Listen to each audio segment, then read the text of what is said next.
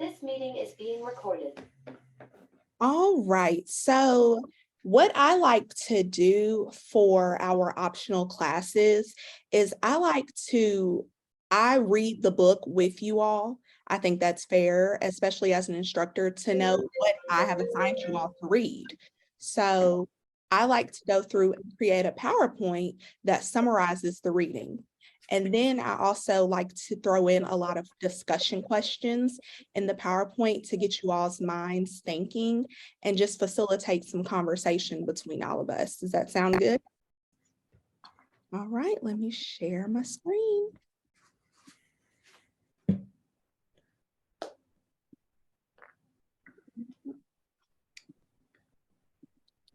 All right, so as you know, this is Social Work 521, Understanding Poverty, Inequality, and Injustice. And tonight we will be going over chapters 1 and 2 of our textbook. No matter what policies are in place and what our Constitution so eloquently states, all people living in the United States do not have equal access to opportunities. So the first question I want to ask, and you can just blurt out or use the reaction, raise your hand. What are some opportunities that we do not all have equal access to? Education. Perfect, good job. Anyone else have any ideas? Healthcare. Healthcare, absolutely. Education, healthcare. What are some other ones?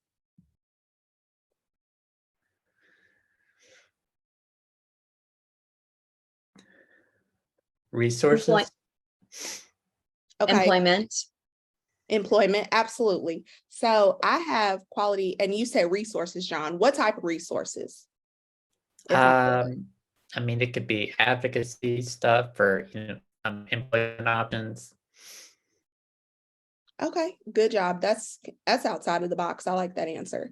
So quality healthcare, adequate finances to pay their bills, education, food, transportation are just some examples of what some individuals do not have equal access to. So as you know, social work practice is grounded in justice, and we must be prepared for justice-informed practice. So now we're going to go into a little detail about what that is. So there are 3 forms of justice: social, economic, and environmental. Social justice ensures that services are available in a manner that supports access and utilization. What do you think this means?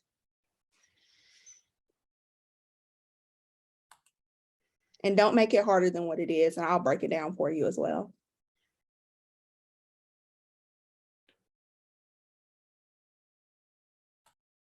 So like not only would it be available for people to use, but it would be available in a way that people can actually use it. Like it's not like there's not a bunch of hoops through or difficult ways to sign up or get involved. Absolutely. So basically, in a nutshell, what it means is that all individuals will have equal rights to needed resources. So like you said, they're not going to have to jump through all types of hoops to get what they need. They'll just get it. So social justice, it encompasses economic, political, and social rights, and that everyone is deserving of opportunities to assess these rights. It must be embraced as an action, something we do as a result of what we believe in. So we want to advocate. That is a big part of being a social worker. Advocating for those populations and those individuals who cannot advocate on behalf of themselves to make sure that they get the resources that they need in order to survive. Economic justice is effectively dispersing wealth across the population and closing the wealth equality gaps. Think about how economic justice can be regulated. And I don't want you all to feel pressured to have to answer these questions because I have answers for them as well, but it's just something I like to do to get you thinking. With entitlement programs like TAMP and Medicaid, Medicare, SSI, things like that. Yeah, correct. And even more simple than that, overall, to regulate economic justice is just by ensuring that minimal standards of income, healthcare, housing, and food security are there for people. So just making sure that the standards are minimal and that everyone is getting what they need.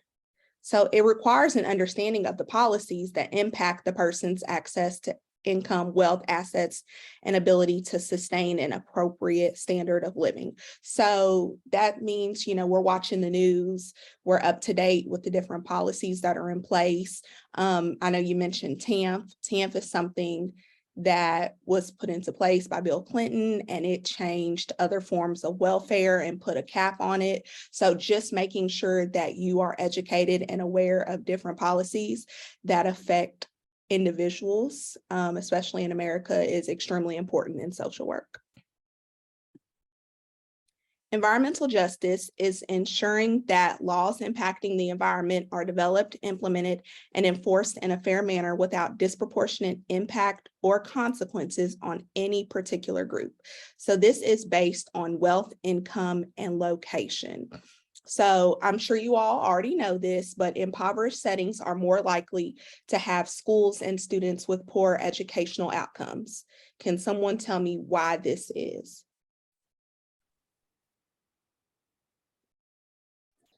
I think if the basic human needs of a child aren't being satisfied, then it's hard. Like if they're not sleeping or eating, then it's hard for them to be able to regulate their emotions or focus on kind of the higher functioning emotional regulation skills. Absolutely, yes. So if they are living in an impoverished setting, most of the time the schools are urban, they don't have access to updated textbooks. The teachers may not have as high of education as in a school in a more affluent neighborhood. So that also leads to poor educational outcomes.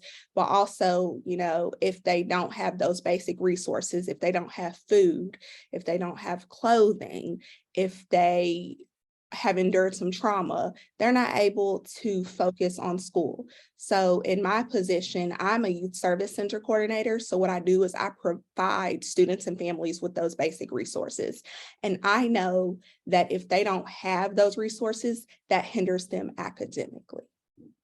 Those schools also start out at a disadvantage because of redlining.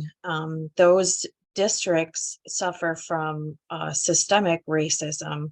All of the schools get their income from property tax, and all of the properties surrounding those schools are rated by banks at a lower level because the families that live in them are usually people of color.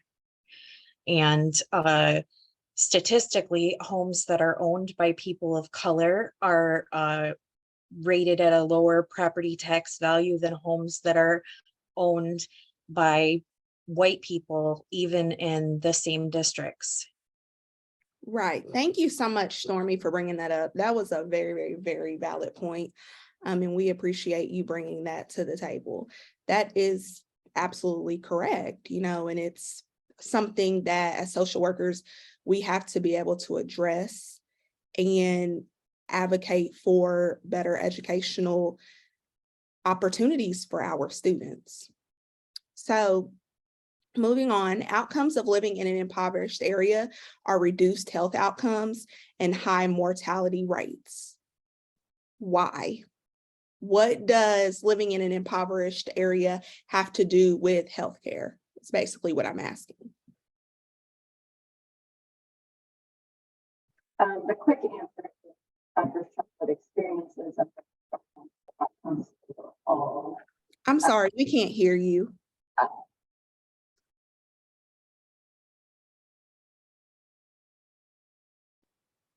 Stormy, are you there? Okay, so I'm sure what she was saying was, okay.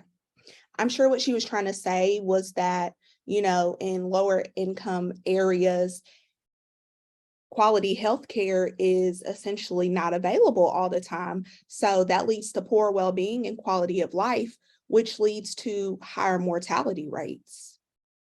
A lot of this people don't know is linked to each other, but as social workers, we know it is. So I have one of my favorite pictures right here. It is equality versus equity. If you just want to take a look at it for just a second.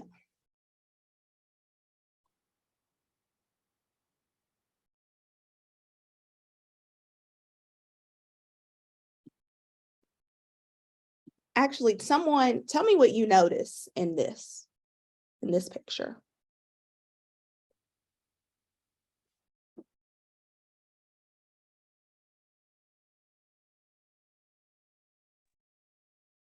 I'm sorry, Professor, what did you say? What do you notice in this picture?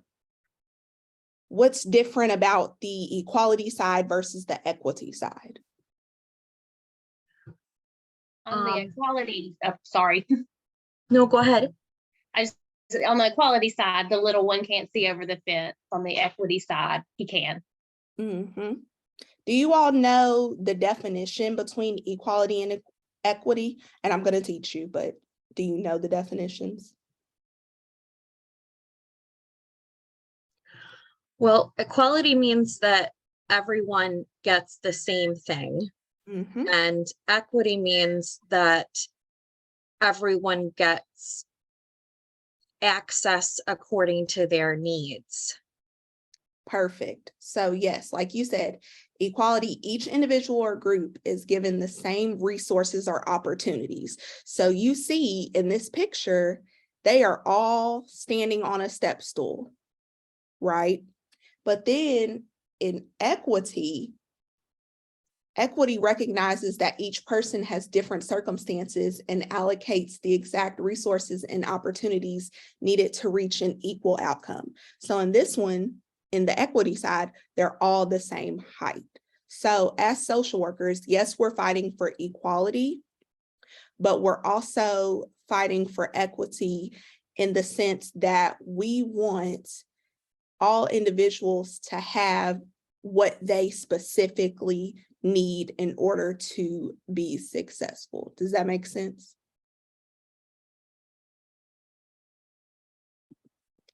All right, so this is chapter 2 of the textbook, and it starts with oppression, which is being subjected to prolonged, cruel, or unjust treatment or control. It can be experienced through exploitation, marginalization, powerlessness, cultural imperialism, and violence. And these are the 5 faces of oppression. You will actually have a paper in the middle of the semester that is going to ask you to incorporate the 5 faces of oppression. So I would definitely get to know those, and I'm going to go over those in detail with you. But someone, if you can, tell me who experiences oppression.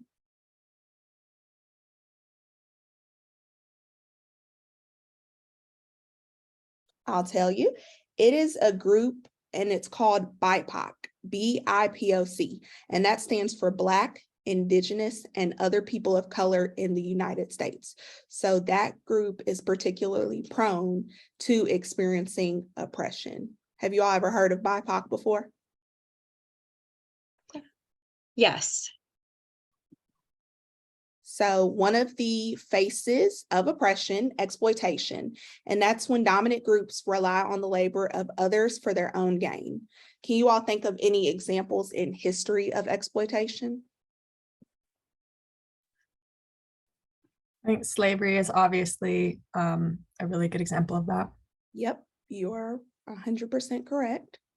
Sharecropping and indentured servitude as well are some examples. And then it is important to know our history of exploitation as social workers so that we never look back, so that we're able to move forward and ensure that these things do not happen any longer. However, there is still exploitation going on that we have to advocate against and fight for it to end. So what are some current examples? Well, as a capitalist society, we often rely on cheap goods made in Asia. And the individuals who make those goods are usually being exploited.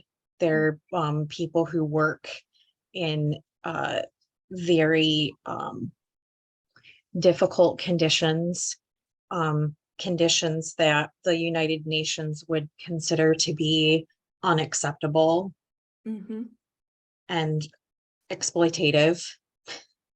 But because there's a market for, you know, a cheap t-shirt or a cheap toy or something in the United States or Canada or wherever, then, you know, they have a factory in the Philippines or Indonesia or wherever to make it, and they can pay a worker 2 cents an hour to do it. Stormy, you are spot on. I had on my notes low wage service sector work, and that is what you just explained to us. Some other current examples, sadly, are human trafficking and lack of unionization and organization among many workers. So these are all different forms of exploitation. Something that's on a similar vein that I think happens a lot in the States is people's documentation status being used against them, and also like the legality of some services. Like I know I worked in a job where a lot of people who were undocumented would be put into jobs also like sex trafficking and things where it was really easy to hold their documentation status against them. Right. That's absolutely correct. And that's a really good point that I didn't even think of. So thank you, Meg. Right. See, I live in Michigan, and we have, I'm Jen, by the way. Hey, Jen. Hey, so I live in Michigan, and in the area that I grew up, Michigan is kind of shaped, the bottom part is kind of shaped like a mitten. So the area where I grew up is shaped kind of like a thumb. And in that area, there's a lot of agriculture. And in the springtime, they have a lot of people from Central America who come up and they work in the fields, and they're mostly undocumented. Yeah. And when I was working at community mental health, I actually, because I can speak Spanish, I actually worked in the program with these immigrants, like to help sign them up for temporary benefits because they couldn't navigate the system, you know, and they were being exploited by these farmers, you know, who offered them jobs. They, you know, they came from Honduras or wherever to make like 50 cents an hour picking tomatoes or carrots or whatever, and they needed health insurance or something, but they don't have a social security number or anything. Right. So, and they can't speak English. So yeah. Thank you. Thank you so much for sharing that. Thank you to both of you. I'm loving the conversation that we're having tonight. Like I was telling, welcome also to Catherine, it looks like, Shaquana, and Suzanne, welcome. What I was telling them earlier is last semester when I taught this, no one showed up to the classes, so I would just record them and I was talking to myself. So I'm really enjoying having you all here and, you know, talking with me about social work. So the next phase of oppression is marginalization, and it occurs when groups are deemed unworthy or incapable by the majority. So what populations are marginalized? And you Older can just adults give examples. and older adults and like those with disabilities. Yep. Older adults, so senior citizens is what I have, cognitively impaired. Who else? Non-English speakers. Absolutely. POC, of course. Yep, minority races, BIPOC, people of color, absolutely. There's one more that I have on my list. Women. That's a good one. That wasn't on my list, but that's a good one. What about LGBTQIA? Yes. Do you all consider them to be a marginalized population? So what does marginalization in the workplace look like? It looks like low wages that are federally allowed and employers preferring those with white sounding names versus those with black sounding names when other qualifications are the same. So again, as social workers, I'm going to keep saying this: advocate, advocate, advocate. We have to speak up for the individuals that are marginalized and oppressed so that they are being treated equally. Powerlessness is the next face of oppression, and it is power when one's voice is not heard. A lack of power creates a lack of ability to fully participate in society, and it is considered a mighty oppressor. So I have some examples in history, and that would be Jim Crow and voting rights. So that is when, back in the day, poor Black or women could not vote. So they were powerless. They could not contribute to society or participate because they were unable to vote and voice their opinion on what they needed. So current examples are violence against Black men and women and how that is often silenced, immigrant children being detained inhumanely and their stories not being heard, and transgender men and women being murdered and going unnoticed by the media. So is this stuff that you all see typically in the media? Do we hear about these things very often or not as often as we should? I think so. I mean, you hear a lot about police violence against Black men and women. I don't think that you hear as much about immigrant children being detained as you did. Mm-hmm. I know that there were a couple of stories about that Republican, was it a governor or Republican governor or senator sending an immigrant family from his state to New York. Mm-hmm. Yeah, so something like that. But yes, I don't think that there's enough reports about the violence against LGBTQ people. I think that that is not covered enough in the media. I totally agree. It's not. And, yes, there are some examples in the media of violence against Black men, but there's not much about women. That's often silenced. You'll see in the news about Trayvon Martin and, other individuals and the violence that was rendered against them. But there's a lot of women that have been killed and you don't hear about that, which is sad. And it's, makes them powerless because you're not hearing their story and what has happened to them. I think additionally, we hear these stories as the flashy story to get folks' attention. And there's not a what do we do next about it? And we're also hearing these stories told from the perspective of the mainstream media, and we're not actually hearing from these people. We're not hearing it from their voices, from their communities. So it's another form of disempowerment that they're not able to tell the story themselves. Absolutely. Absolutely. I love that point you just made, Catherine. So then there's cultural imperialism. This relates to dominant groups rendering oppressed groups invisible, exotic, and deviant. So normative behaviors, those are created, and if someone falls outside of those behaviors, then they are penalized. So what are some examples of preferences?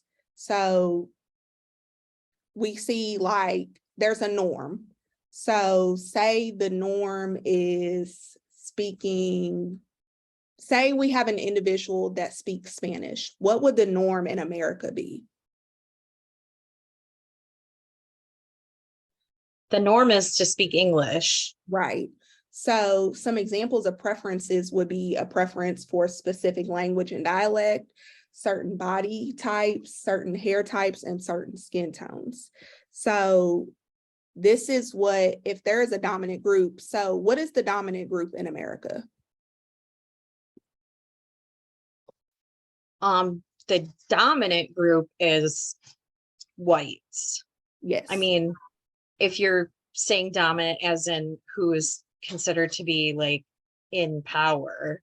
I Mhm. mean, statistically though, there's more people of color in the United States than there are white people. It's just that white people have more political power and more financial power. So they exercise that power to make the rules and to contain society in a specific way. Absolutely. And that's what I meant by dominant group, not necessarily like the majority, but who has more power, and that is white individuals. Does anybody have any questions so far? And thank you, Suzanne. I do have a quick question about the last slide when it's talking about cultural imperialism. Yes. Is that also just talking about like assumptions that we can have about different groups? Like I'm thinking of a lot of students who are Asian feeling like they have to fit into this one box that the dominant culture is saying you have to perform and excel in all of these areas, and if you don't, then you're not Asian. Or is that a part of cultural imperialism, or is that just racist? It is. It's not racist. It's a part of cultural imperialism because the dominant group has a preference. They want everyone to look like them. They want everyone to act like them. They want everyone to have the same powers and the same views as them. So when someone fits outside of that box, then they're not fitting into that preference that the dominant group has. Does that make sense? Yeah, thank you. Okay. And then there is violence, real simple. When people in systems and power utilize force and brutality to demonstrate their power and render others silent. So the example that I have is, of course, Breonna Taylor. So we're almost finished, guys, but want to go over a few more things. So there's intersectionality. Have you all heard of that before? That's a big thing that we'll talk about in this class: intersectionality, marginalization, oppression, bias. Those are some huge topics that we'll touch on. And so with intersectionality, it's the systematic connectivity of oppression and the ways it is uniquely experienced by different people. So basically the intersection of two or more marginalized identities. Does anyone have any examples? Somebody who's Black and gay. Absolutely. Let's go a little deeper. Maybe a Black gay male, two or more, but Black and gay, that's a good example. Anybody else want to throw something out there?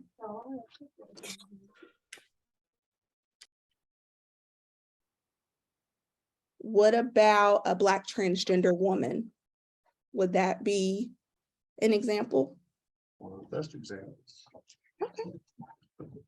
Throw them bricks, Chicky.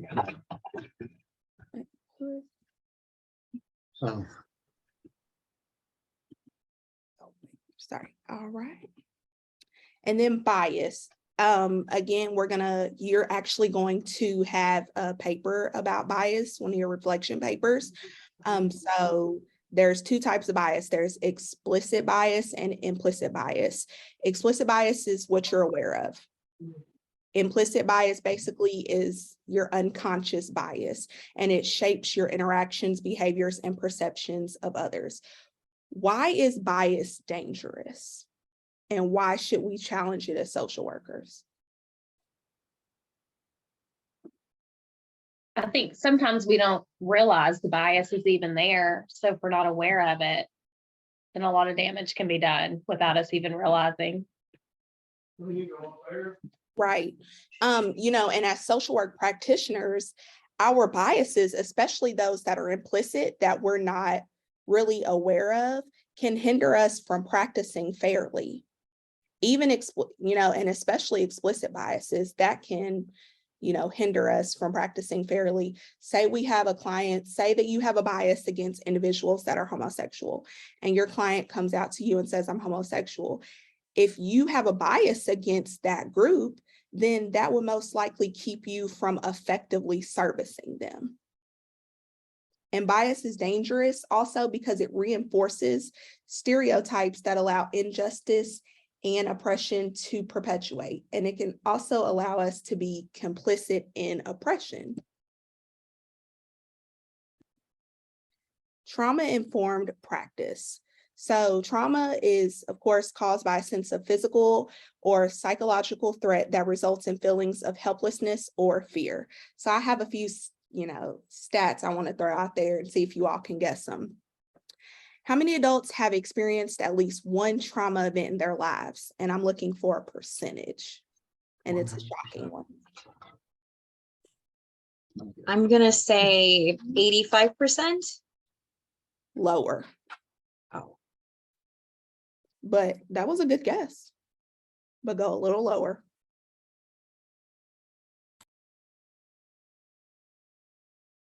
$75. You're close, it's 70. So we have to think about that as practitioners when we are working with different individuals, adults, we have to assess for trauma. That's something extremely important. We assess for trauma when we first meet them, and then we will cater our practice towards that to make sure that we are addressing their traumas and being sensitive to them while we are servicing them. How many children have experienced one traumatic event by 16 years of age? And this one is a fraction.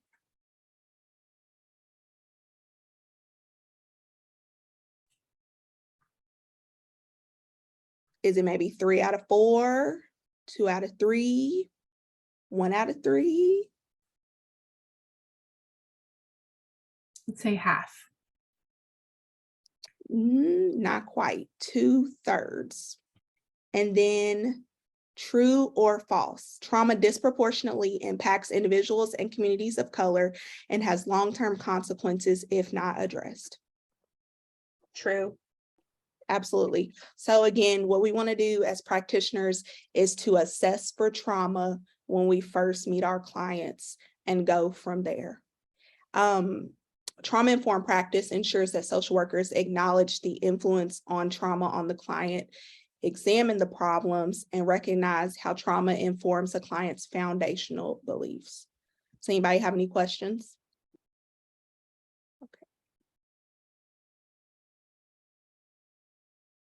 Critical theory and critical race theory.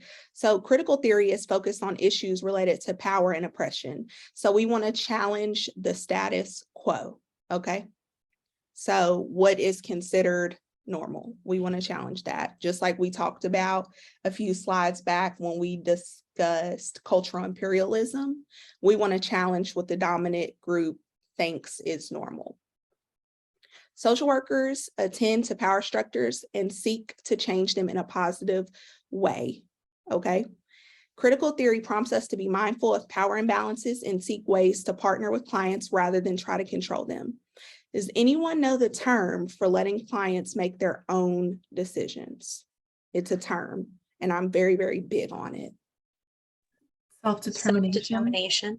Yep, whoever answered that, I heard 2 people answer it. You're absolutely correct.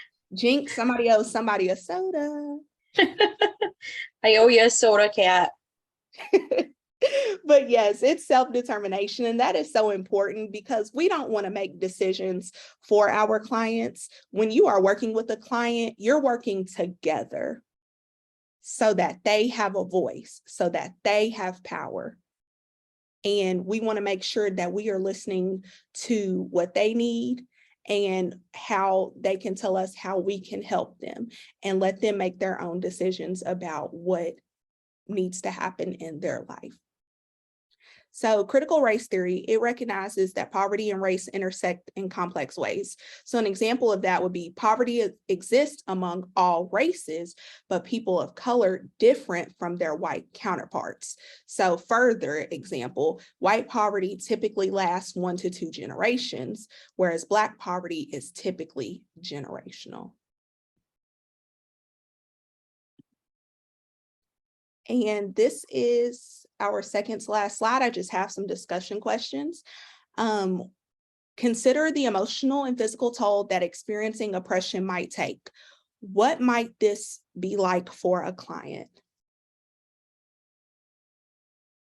So think about what type of emotional toll that oppression might have on someone. Let's start with emotion.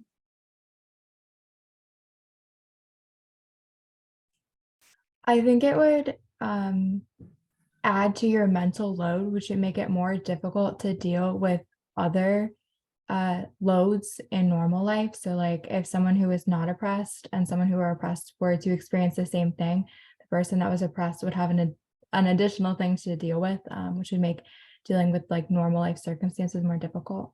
Mm-hmm. Yes. Also, emotionally, that can lead to depression. It can lead to anxiety, and it can also lead to PTSD. What about physically?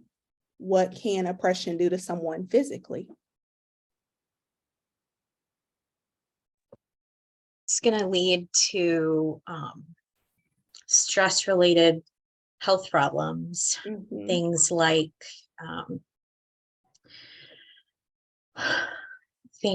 autoimmune diseases or fibromyalgia, maybe even anxiety, heart-related issues. Absolutely. Yeah. Poor physically, poor physical health overall. But also something that I thought about today was it could lead to drug abuse as a means for coping. So just think about these two questions. That question. And then the second one, how might you address resistance from a client who states, what do you know about my life? How are you going to help me change anything? Because we are going to work with clients that essentially do not look like us. I grew up lower middle class. I have worked with individuals who were low class, individuals who were of a higher socioeconomic status. I've worked with individuals who are older than me. I've worked with individuals who look differently than me, skin color wise. So, and sometimes you will get that question, what do you know about my life? How are you going to help me? You don't know anything about me. You don't look like me. How would you address that resistance?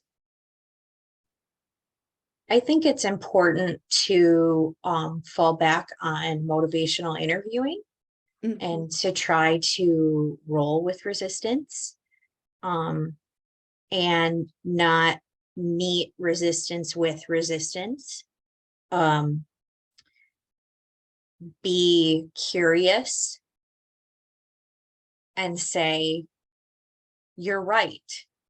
Validate them. Mm-hmm. That emotion is correct. I don't know anything about your life. Tell me about it. Tell me what it's like. Educate me and let me know.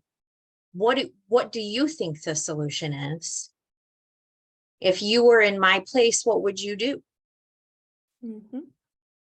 You could oh, sorry, keep going. Oh no, because maybe because a lot of times people already know what they need to do. They're just not ready to do it yet.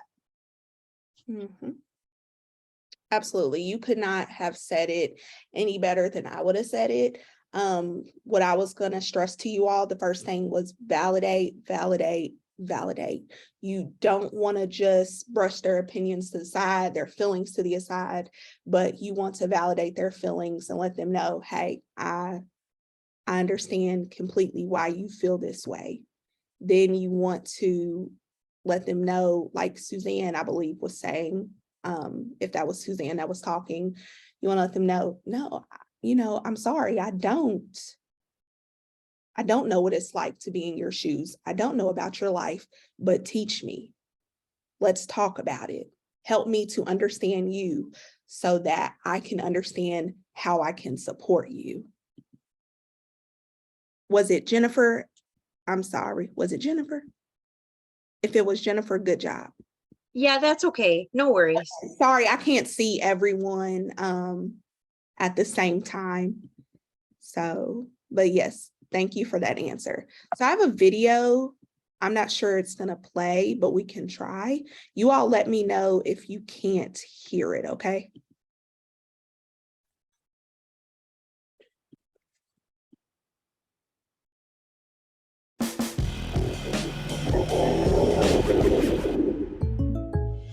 Can you all hear? Have you ever spent hours online shopping for an item you want? ModeSense is here to help you save serious can hear time and it. money. We partner with over 10,000 of the world's top fashion stores and brands so you can shop all of them in one place. Skip the ad, but my mom. And the best thing is, for every single product, we compare price and availability for you. So you'll never overpay Sorry, on the guys. styles you love most. Can't skip the Ready ad to for meet some your reason. digital shopping assistant? Learn more about ModeSense today. Where the hell have you been? Everywhere I look, you're not where I need you to be. It's not my you imagination. still hear? Where the hell do you go every day? To the bathroom, sir. To the bathroom. To the damn bathroom. For 40 minutes a day? What are you doing there? We're T-minus 0 here. I put a lot of faith in you. There's no bathroom for me here. What do you mean there's no bathroom for you here? There is no bathroom. There are no colored bathrooms in this building or any building outside the West Campus, which is half a mile away. Did you know that? I have to walk to Timbuktu just to relieve myself. And I can't use one of the handy bikes. Picture that, Mr. Harrison. My uniform, skirt below my knees, my heels, and a simple string of pearls. Well, I don't own pearls. Lord knows you don't pay colors enough to afford pearls. And I work like a dog day and night, living off of coffee from a pot none of you want to touch.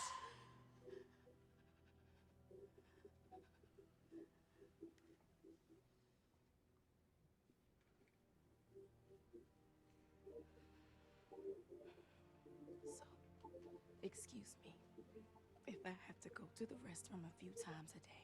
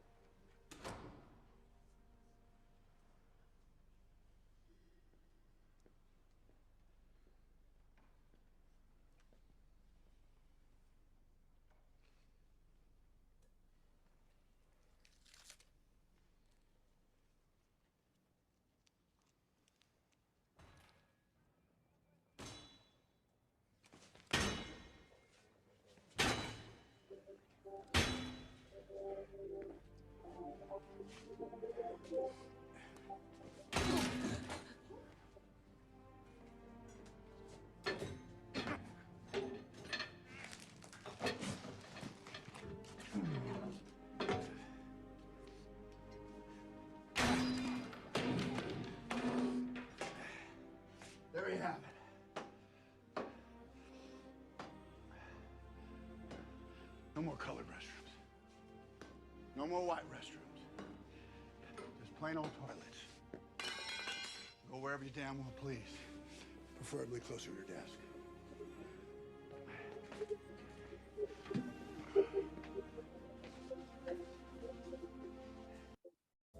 desk. All right, so why do you think I showed that video? How does that sum up what we have talked about this evening? I think the clip really highlights the unconscious bias that people who don't have the same experiences, it's not even something that they're aware of until that story has been told. And then being able to change behavior after that. Exactly. That is a perfect answer, Meg. Anyone else want to chime in? If not, that's okay. Yeah, I think it speaks to how it's harder just to take care of our basic needs as human beings when you are in a marginalized and oppressed community. Yes, absolutely. So that is the end of our lecture. I had also put on the announcement that I wanted to go over your reflection paper number 1. Would you all still like to do that? Or does anyone have any questions about it? Do you understand it? Or do you want to go through it real quickly? Raise your hand, use the reaction button and raise your hand if you want to go through it or if you have a question. Okay. 1, 2, 3. Okay. Let me get it pulled up for you.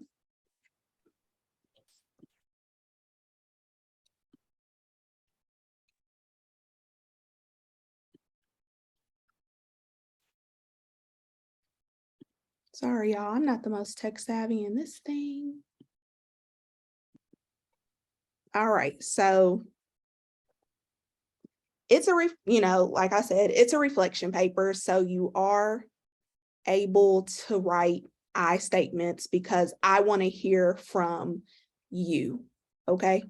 So it's asking what shapes your views of people and communities around you. So in this, we're going to be talking about your biases. Okay.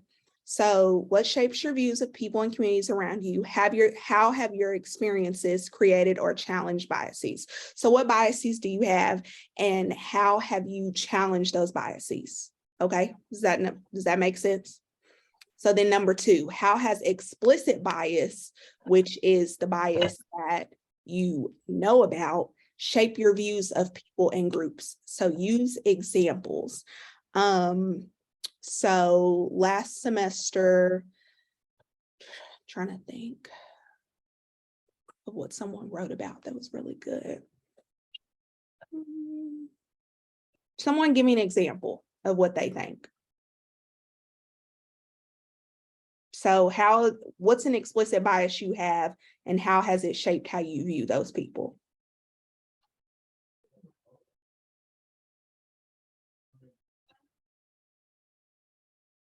If you don't know, just think about it. That's what I want to know. So I want you to think it's hard. It's not a hard paper, but it's hard in a sense because you want to dig deep within yourself and explore your biases and don't try to tiptoe around it. Be honest. If you have a bias against LGBTQIA, write about it. This is if you have a bias against lower income individuals, write about it. This is your reflection. I just want to know how you feel and ultimately how you are going to challenge those biases. What have you learned about implicit bias? So we went over that definition. So throw that definition in there. Throw that definition of explicit bias in there because you have to cite sources. So one way to get some easy points, implicit bias is defined as blah, blah, blah. Where'd you get it from? Cited. Explicit bias is defined as blah, blah, blah. Cited. And then you are going to do an activity further along in the semester in like 2 weeks, I believe. And it is going to be an implicit bias test. So you're going to talk about what that test revealed and how you will work to continually uncover and challenge those biases that you have. So I want to know specifically what you are going to do. Don't just say in the paper, oh, well, I have a bias against this group and I'm going to work to uncover that, continuously work to uncover my biases. Okay, well, how? Are you going to educate yourself by doing some research? Are you going to become more culturally competent? Are you going to take more tests to figure out what your biases are? So think about how and be specific, be concise and specific in how you will uncover your biases and how you will challenge those biases.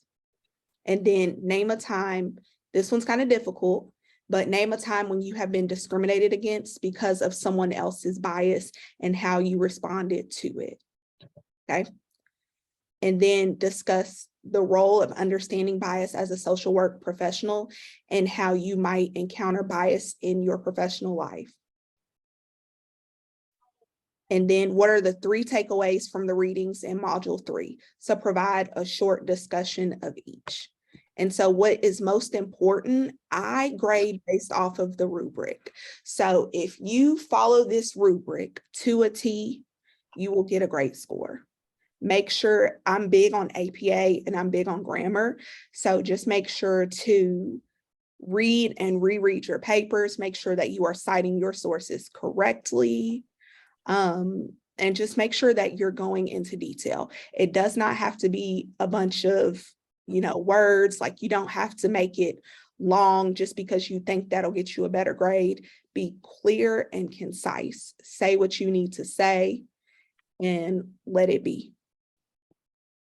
Does anyone have any questions? Okay, so yeah, just follow this rubric to a T and you will be just fine. And this paper is due January 29th. Shaquana, do you have a question or is your hand just still up? Oh, my hand must still be up. Okay, I just wanted to make sure. All right, does anyone have any questions before we get off here?